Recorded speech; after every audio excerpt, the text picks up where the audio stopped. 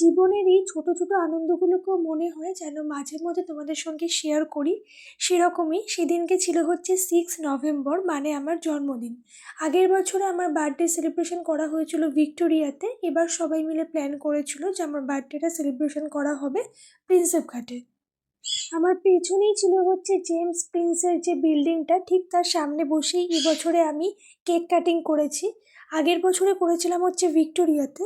কলকাতায় থেকে কলকাতার এই সুন্দর সুন্দর ঐতিহ্যগুলোর সামনে নিজের জন্মদিন সেলিব্রেশন করা, এটার মধ্যে একটা যেন আলাদাই আনন্দ আছে।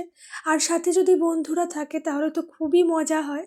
এরপরে আমরা এখানে সেলিব্রেশন পর্বটাকে কমপ্লিট করে সুন্দর সুন্দর ফটো ভিডিও তুলে তারপরে আমরা এখান থেকে গিয়েছিলাম হচ্ছে একটা রেস্টুরেন্টে, কারণ খাওয়া দাওয়া তো করতে হবে, শুধু সারাদিন ধরে তো আর কেক কাটিং করলেই হবে না।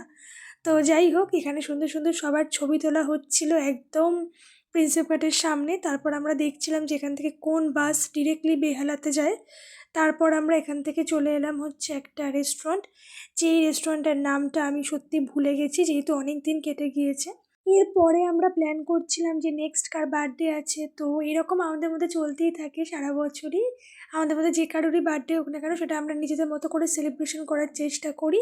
তো এই কথা বলতে বলতে আমাদের খাবারও এসে গিয়েছিল, আর সেদিনকের খাবারটা খুব ভালো ছিল, প্রত্যেকেই খুব ভালো রিভিউ করেছিল। তো এরকমভাবেই সেদিনকের দিনটা কাটলো। তোমাদের যদি এই ভিডিওটা ভালো লেগে থাকে তাহলে লাইক অ্যান্ড সাবস্ক্রাইব করে দিও।